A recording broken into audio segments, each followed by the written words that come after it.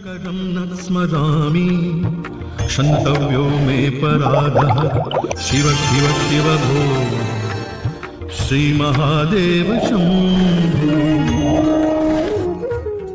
ज्योतिष में आस्था और विश्वास रखने वाले सभी दर्शकों को प्यार भरा नमस्कार। मेरे इस YouTube चैनल ज्योतिष अथय ज्ञान सागर को सब्सक्राइब करें और साथ ही साथ बेल आइकॉन के बटन को प्रेस करें ताकि सभी नोटिफिकेशन आपको मिलती रहें। वीडियो में दी गई जानकारी अगर आपको महत्वपूर्ण और ज्ञानवर्धक लगती है तो इसको शेयर और लाइक करना ना भूलें ताकि आपका प्यार और सपोर्ट इसी तरह से मुझे मिलता रहे। किसी भी जातक की कुंडली देखिए, कुंडली में अनेक प्रकार के योगों की भरमार होती है, पर शर्त यह है कि आपको उन सभी योगों की जानकारी होनी चाहिए। हमारे महान ऋषि मुनियों ने जो ज्योतिषाचार्य थे उन्होंने बहुत सारे योगों की कुंडली के अंदर गणना की है, चाहे वो योग छोटे हों या बड़े हों, वो सभी योगों का फल जातक के ऊपर पड़ता अवश्य है। अगर आप किसी भी जातक की कुंडली बनाते हैं और कुंडली बनाते वक्त अगर आप उसकी राशि को देखती हैं, उसका योग, उसका करण, उसका अन्य चीज़ें जो हैं, चंद्रमा से राशि कहाँ तक पड़ रही है, उसके बाकी भावों में क्या फल मिल रहा है, इन सभी चीज़ों का जो है बहुत ही विस्तृत रूप से ज्योतिष में बताया गया है। आज उन ज्योतिष के बहुत सारे योगों में से एक मैं ऐसे योग के बारे में आपको बताने जा रही हूँ जो 4 प्रकार के योग हैं और यूजुअली अगर आप देखेंगे तो ये मोस्टली सभी कुंडलियों में आपको देखने को जरूर मिलेंगे। तो जो भी मैं आपको 4 योग बता रही हूँ, आप कितनी भी कुंडलियाँ देख लीजिए, ये चारों में से एक योग तो किसी न किसी कुंडली में आपको अवश्य देखने को मिलेगा। तो आखिर वो योग है कौन सा? अगर आप ऊपर 4 व्हाइट बोर्ड पे देख रहे हैं तो मैंने 4 प्रकार के योगों के नाम लिखे हुए हैं, जिसमें से है अनफा, सुनफा, दुर्धरा और केमद्रुम योग। केमद्रुम योग के बारे में तो बहुत सारे लोग जानते हैं, लेकिन सच्चाई लोगों को नहीं पता है कि केमद्रुम का योग सिर्फ एक ही कारण से नहीं बनता है, वो जो योग होता है अन्य कारणों के द्वारा भी बनता है। तो ऐसे और कौन सी उपस्थितियाँ होती हैं ग्रहों की जिसके कारण केमद्रुम योग भी बनता है? और जो मैंने अन्य 3 योग आपको बताए हैं, अनफा, सुनफा और दुरुधरा योग और केमद्रुम, ये चारों योग अगर आप 100 कुंडलियाँ देखेंगे तो 100 के 100 कुंडलियों में इन चारों में से एक योग आपको अवश्य दिखाई देगा। आखिर इन योगों का क्या शुभ या अशुभ फल जातक के ऊपर पड़ता है? केमद्रुम योग हो तो उसका क्या अशुभ फल होता है? इन सभी चीज़ों की जानकारी लेकर के मैं डिम्पल शालिया ज्योतिष अथय ज्ञान सागर के माध्यम से अपने सभी नए और पुराने दर्शकों का जो ज्योतिष में श्रद्धा, आस्था और विश्वास रखते हैं उन सबका हार्दिक स्वागत करती हूँ। नमस्कार। और मैंने अपने YouTube में एक आपको WhatsApp का नंबर दिया हुआ है। अगर आपको कोई भी पर्सनल समस्या हो, कोई पर्सनल क्वेरी हो, तो आप मुझे उस WhatsApp नंबर के थ्रू कांटेक्ट कर सकते हैं और जो भी आप जानकारी चाहते हैं, उसकी जो भी नियम और शर्तें हैं वो मैं आपको बता दूँगी। उसके अनुसार आप आगे उसको प्रोसीड कर सकते हैं। अगर आप कुंडली दिखाना चाहते हैं या कुछ भी जानकारी चाहते हैं तो आप मुझे WhatsApp नंबर पर कॉन्टैक्ट कर सकते हैं। तो चलिए शुरू करते हैं।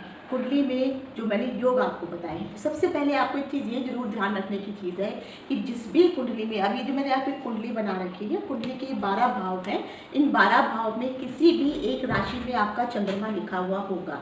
तो किसी भी भाव में अगर चंद्रमा लिखा हुआ है वही आपकी राशि बन जाती है। तो कई हम जो उस प्रकार से जो राशि बनती है उसको हम चंद्र लगन की कुंडली कहते हैं। मान लीजिए किसी का अगर 1 नंबर में चंद्रमा है तो चंद्रमा लगन में ही है और मेष राशि हो गई उसकी, और वही कुछ तो ये चंद्र लगन और लगन कुंडली दोनों एक ही रहेगी। लेकिन मान लीजिए किसी का जो है चंद्रमा जो है अष्टम में आकर के, वृश्चिक राशि में आकर के बैठा हुआ है, तो ये आपको जो है लगन से अगर आप चंद्रमा देखेंगे तो अष्टम भाव में हो जाएगा।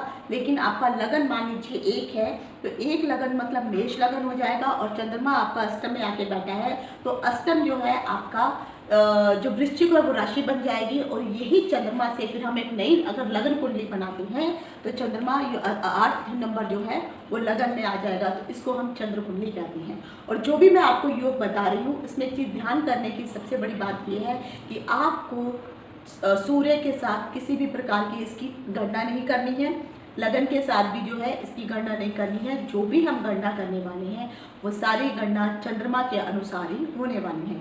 तो अभी मैंने समझाया कुंडली के किसी भी भाव में, चाहे आपका कोई भी लगन हो, किसी भी लगन की कुंडली हो, लेकिन चंद्रमा को आपने ही देखना है कि आपका चंद्रमा कहाँ है, तो आप उस राशि से हैं और फिर उसको जो है आप लगन बना लीजिए या फिर उसी को समझ करके फिर आपको आगे गणना करनी है। अभी जैसे मान लीजिए मैं आपको एक एग्जांपल देती हूँ।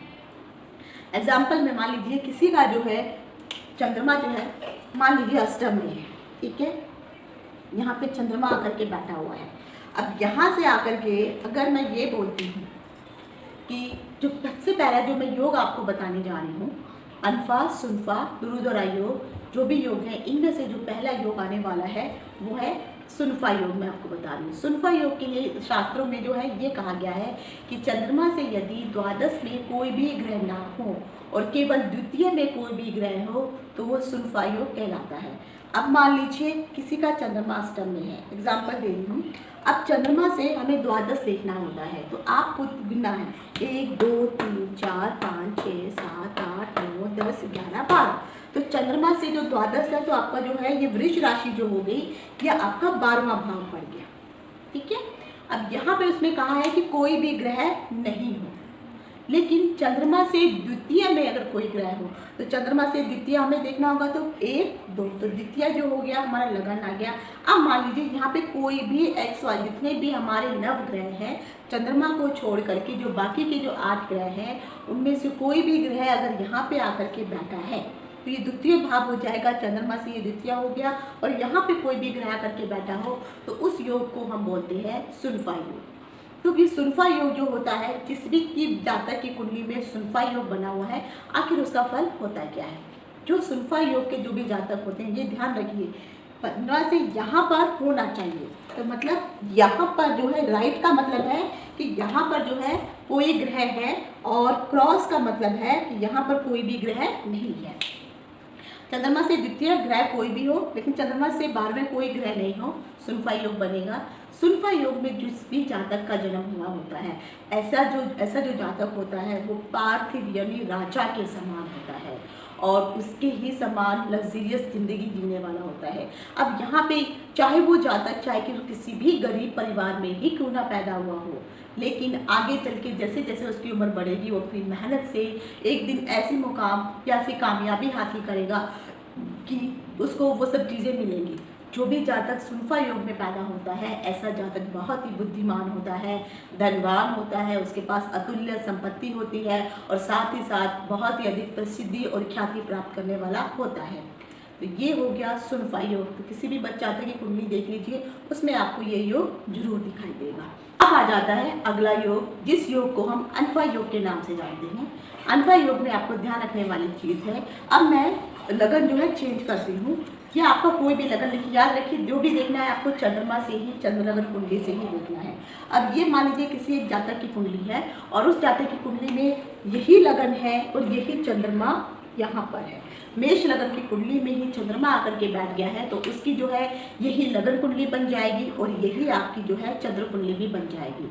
अब अनफा योग के बारे में शास्त्रों में ये बताया गया है कि चंद्रमा से अगर द्वितीय भाव में कोई भी ग्रह ना हो, चंद्रमा से अगर द्वादश भाव में तो ये आपका द्वादश हो जाएगा 1 2 3 4 5 6 7 8 9 10 11 12 और यहाँ पर मान लीजिए कोई भी ग्रह नहीं हो और द्वितीय भाव में कोई भी ग्रह हो, चंद्रमा को छोड़ के बाकी 8 ग्रहों में से कोई भी चाहे वो शुभ हो या अशुभ हो, क्रूर ग्रह हो, जो भी ग्रह हो, तो ऐसे अगर योग यहाँ पे अगर आपको दिखाई देता है इधर ग्रह हो और इधर ग्रह नहीं हो तो उसको हम अनफा योग कहते हैं। अनफा योग में जो भी जातक पैदा होता है ऐसे में वो जो जातक होता है बहुत ही उत्तम होता है, योग्य होता है, शीलवान होता है और साथ में संसार के जितने भी भौतिक सुख होते हैं उन सभी सुखों को वो प्राप्त करने वाला होता है। उसको वो सारे सुख चाहे वो कम हो ज़्यादा हो जैसे भी हो लेकिन उन सुखों की प्राप्ति उसको अवश्य होती है।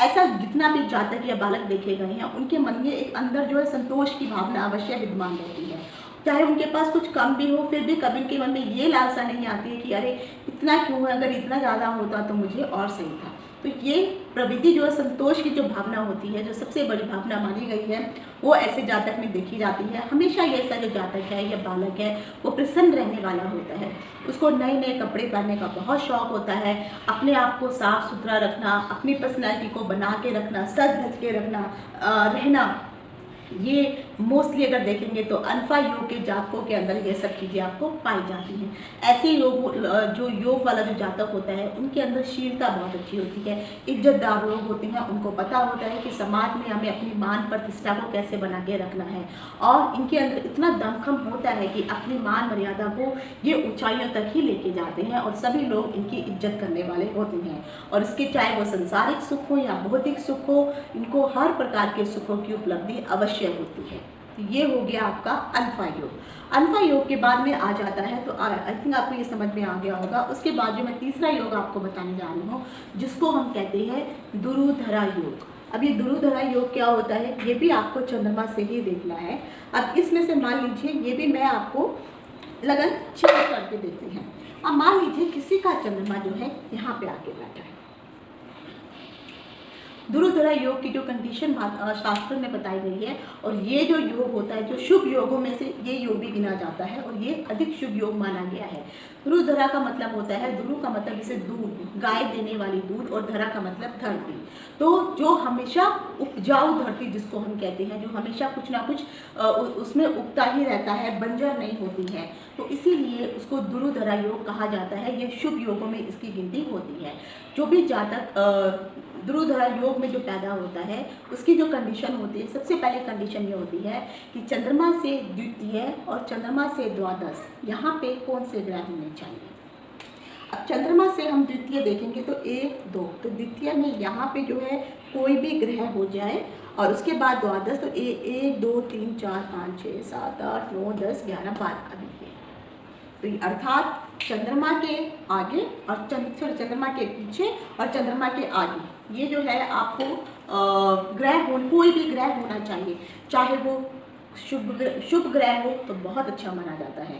तो अगर यहाँ पे चंद्रमा के आगे और पीछे ग्रह आपको द्वादश में भी दिखाई दे जाए, द्वितीय भाग में भी दिखाई दे जाए और द्वादश में भी दिखाई दे जाए, ऐसे योग को हम कहते हैं दुरुधरा योग। अब दुरुधरा योग में जो भी जातक जो है पैदा होता है, ऐसा जातक त्यागशील बहुत होता है, उसके अंदर त्याग की भावना अत्यधिक होती है, उसके मन में एक सुख, एक संतोष होता है, हर चीज़ की उसके पास जो है विद्यमान रहती है। ऐसा जातक धनी होता है, दूसरों के लिए त्याग करना उसकी बड़ी महानता होती है। बहुत सारे लोगों में आपने देखा होगा कि कुछ लोग ऐसे भी होते हैं, बेशक अपने पास खाने के लिए रोटी नहीं है, लेकिन फिर भी वो अपने हिस्से की रोटी जो है किसी भिखारी या गरीब को दे देना ही ज़्यादा अच्छा समझते हैं। तो इसी को त्याग की भावना कहते हैं, जो अपने सुखों को त्याग करके दूसरों के सुखों के बारे में सोचे। ऐसे व्यक्ति के पास अगर देखा जाता है धन की कभी कमी नहीं होती है, उच्च कोटि के वाहन इनके पास होती हैं, यानी चाहे वो कार हो, गाड़ी हो, किसी भी प्रकार की जो लग्जरियस चीज़ें होती हैं, सवारियाँ होती हैं, इनके पास हमेशा होती है, कभी इनके पास कमी नहीं होती है। जो भी संसारिक सुख होते हैं, अनेक प्रकार के संसार में जो भी साधन होते हैं जीवन को सुखमय बनाने वाले, उन सबके पास जो है ये पाए जाते हैं। और जैसे जैसे ये बड़े होते जाते हैं, इनका ये जो योग है और अधिक शुभता भरा बनता जाता है, और अपने इस योग के कारण अपनी ज़िंदगी को ये बहुत ऊंचाइयों तक लेके जाते हैं। और उनका योगों के कारण ही जो भी मैंने अभी चीज़ें बताई हैं, चाहे वो गाड़ी हो, बंगला हो, घर हो, सुख, संसारिक सुख के जो भी साधन हो, इन सभी का ये बहुत ही अच्छे तरीके से भोग करते हैं। तो ये हो गए मैंने अभी जो 3 योग आपको बताए, अल्फा, सुल्फा और दुरुधरा। अब आ जाता है सबसे जो डेंजरस योग का, ये जो 3 योग मैंने आपको बताए हैं, ये तीनों योग मोस्टली देखा जाए तो शुभ योगों में ही आते हैं, लेकिन जो सबसे ज़्यादा खतरनाक योगों में जो आप हमेशा सुनते आए हैं, उस योग को हम कहते हैं केमद्रुम योग। जो केमद्रुम योग होता है, इस योग में ऐसे भी आपको बहुत सारी कुंडलियों में देखने को मिल जाएगा। और इस प्रकार के योग से जो है इंसान जो है बहुत ही चिंतित, उसके मन में हमेशा चिंता की भावना बनी रहती है, टेंशन बनी रहती है, हमेशा ऐसा जातक जो है परेशान होता है। अब केमद्रुम योग का जो है कंडीशन क्या होती है, केमद्रुम योग में कहा गया है, अब मान लीजिए मैं इसी को ही योग लेके चलती हूँ। अब मान लीजिए चंद्रमा यहाँ पर ही कर्क राशि में चंद्रमा है, या किसी की राशि कर्क है, या मान लीजिए चंद्रमा सप्तम में, कहीं पर भी चंद्रमा होना चाहिए, उसके आगे पीछे आपको देखना है। तो अगर चंद्रमा से द्वितीय और चंद्रमा से द्वादश, वहाँ पर दोनों ही स्थानों में कोई भी ग्रह नहीं हो। अब मान लीजिए यहाँ पर भी कोई ग्रह नहीं है, यहाँ पर भी कोई ग्रह नहीं है, तो यहाँ से ये द्वितीय हो गया और यहाँ से ये वाला मिथुन राशि द्वादश हो जाएगी और सिंह राशि इनकी जो है दूसरी राशि बन जाएगी। अगर इन दोनों ही भाव में कोई भी शुभ अशुभ ग्रह या क्रूर ग्रह कोई भी ग्रह नहीं होता है तो ऐसे योग को हम बोलते हैं केंद्रुम योग। केंद्रुम योग की सिर्फ एक यही तरीका नहीं है कि इसी यही आ गया तभी आपका केंद्रुम योग बनता है। इसके अलावा भी कुछ और कंडीशन होती है, वो अगली कंडीशन मैं आपको बता रही हूँ। सबसे पहले कहा गया है कि लगन हो और लगन चंद्रमा अगर लगन में हो और लगन के साथ कोई भी ग्रह ना हो। मान लीजिए किसी का ये चंद्रमा यहाँ पर बैठा हुआ है और चंद्रमा के साथ कोई ग्रह नहीं होता है। दूसरी कंडीशन आती है कि लगन से केंद्र में कोई भी ग्रह नहीं हो। अब मान लीजिए चंद्रमा है, अब किसी का चंद्रमा मान लीजिए 5वें भाव में बैठा हुआ है, यहाँ से नहीं, मैं इसको हटाती हूँ, और ये जो चंद्रमा है पंचम में आके बैठ गया है।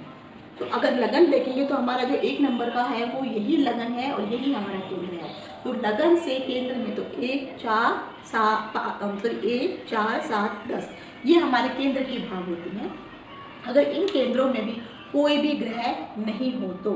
और तीसरी कंडीशन आती है कि चंद्रमा से केंद्र में कोई भी ग्रह ना हो तो। अब चंद्रमा से केंद्र भी हमें कैसे देखना पड़ेगा, तो 1 2 3 4 नहीं आया क्योंकि 4 7 10, तो 4 5 6 7 8 9 10 नहीं आया, और 7 1 2 3 4 5 6 7 नहीं आया, फिर 8 10 9 10 यहाँ पर आ गया। तो इसका मतलब अगर लगन में कोई ग्रह आ जाता है तब जा कर के प्रॉब्लम नहीं होगी, लेकिन चंद्रमा से केंद्र में भी कोई ग्रह नहीं, जो भी गणना आपको करनी है सिर्फ चंद्रमा को लेकर के करनी है और वहाँ पर भी कोई ग्रह नहीं हो, तब भी बहुत सारे जितने भी, और खासकर एक जो ऋषि मुनि हुए थे, बहुत बड़े ज्योतिषाचार्य थे, उनका नाम था मंतेश्वर जी।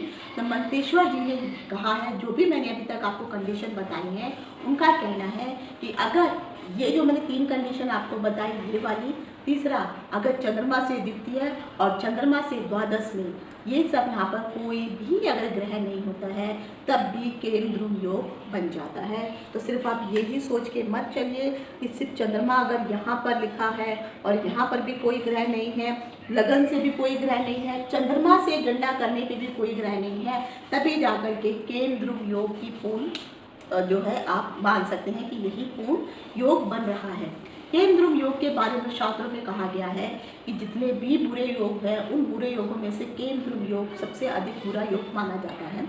केंद्रुम योग होने पर इस प्रकार का जो जातक होता है हमेशा मलिन रहने वाला, दुखी रहने वाला होता है। उसका जो शरीर होता है साफ सुथरा नहीं होता है, गंदगी आपको दिखाई देगी। शायद आपने कई ऐसे लोग देखे होंगे जो अपने आप को साफ सुथरा रखते हैं, लेकिन वो पर्सनैलिटी वो निकल के ही नहीं आती है जो निकल के आनी चाहिए। तो ये भी कहीं ना कहीं उस इंसान के अंदर जो है इस प्रकार की कमी दिखाई दे ही जाती है कि वो जो पर्सनैलिटी उस इंसान की निकल के आनी चाहिए। एक अच्छे कपड़े, क्योंकि जरूरी नहीं कि सभी चीज़ों अच्छे कपड़े पहनने के बावजूद भी वो इंसान पर्सनैलिटी लायक बन जाए, ऐसा नहीं होता है। तो अगर मनुष्य जो है मलिन हो, उसके मन के अंदर पाप बहुत अधिक होता है, क्योंकि चंद्रमा के यहाँ पे भी ग्रह नहीं है, यहाँ पे भी कोई ग्रह नहीं है और चंद्रमा अकेला आके फंस जाता है, या फिर यहाँ पे कोई क्रूर ग्रह आ जाते हैं, तब जाकर के भी जो है चंद्रमा पाप इन दोनों में, अगर यहाँ पे कोई पापी ग्रह आ गया और यहाँ पे कोई पापी ग्रह आ गया तो ऐसे योग को हम पाप करतारी योग भी बोल जाते हैं। तो मन के अंदर जो है पाप की भावना बहुत अधिक उत्पन्न होनी शुरू हो जाती है। ऐसे लोग जो हैं हमेशा गरीब रहते हैं, निर्धन रहते हैं, दूसरों के आगे हाथ फैलाने वाले होते हैं, और ऐसे लोगों के पास किसी भी प्रकार का, चाहे वो सुख, भौतिक सुख देखिए, संसारिक सुख देखिए, आध्यात्मिक सुख देखिए, ये नगण्य होता है, अर्थात नग्न के बराबर, ना के बराबर होता है। और शास्त्रों में इस योग को लेकर तो यहाँ तक भी कहा गया है कि इतनी बड़ी निंदा की गई है कि कहा गया है कि अगर मान लीजिए कोई ऐसा जातक, चाहे वो किसी राजवंश में ही पैदा क्यों ना हुआ हो, और वो इस प्रकार का योग लेकर के पैदा होता है, तब भी ये बातें उस जातक पे उतनी ही रूप से लागू होती है। लेकिन उसको आगे, क्योंकि बचपन उसका शायद इस तरह से ठीक ठाक गुजर जाए, जैसे जैसे वो बड़ा होगा तो इन ग्रहों का प्रभाव उसके ऊपर पड़ने लगेगा और उनको आगे चल के मुसीबतों का सामना करना पड़ेगा। आपने ऐसे बहुत सारे जातक देखे होंगे, बचपन में बहुत धनी होते थे, करोड़पति होते थे, हर चीज़ का सुख था, लेकिन धीरे धीरे वो सब चीज़ें समाप्त होती हुई चली गई। तो ये सच्चाई है कि केंद्रुम योग भी शुभ योग नहीं माना गया है। हाँ, इस चीज़ को जरूरी नहीं है, जो भी मैंने अभी आपको चीज़ें बताई हैं उन सभी योगों को ध्यान में रखिए, तभी जाकर के किसी भी कुंडली का फल कथन करिए, और तभी जाकर के आप इस केंद्रुम योग के नतीजों को भी आप पहचान पाएंगे। तो जो भी मैंने आज आपको 3-4 योग बताए हैं, अल्फा, सुल्फा, दुरुद्रा, ये बहुत अच्छे योग हैं। आपको हर कुंडली में 100 कुंडलियों में से 100 की कुंडलियों में ये तीनों योग मिलेंगे। और चौथा जो है केंद्रुम योग, 100 कुंडलियां हैं तो 100 में से आप लगा के चलिए 30 से 40% लोगों में आपको केंद्रुम योग देखने को मिल जाएगा। इसी कारण जो है लोगों के अंदर मानसिक संताप, मानसिक चिंता, मन के प्रति दुख, किसी भी कारण का दुख क्यों ना हो, हमेशा वो बना ही रहता है। तो आशा करती हूँ कि मैंने आपको जो भी इन चारों योगों की जानकारी दी है आपको पसंद आई होगी। अगली बार मिलूंगी एक नए योग और एक नई जानकारी के साथ। इति शुभम, नमस्कार।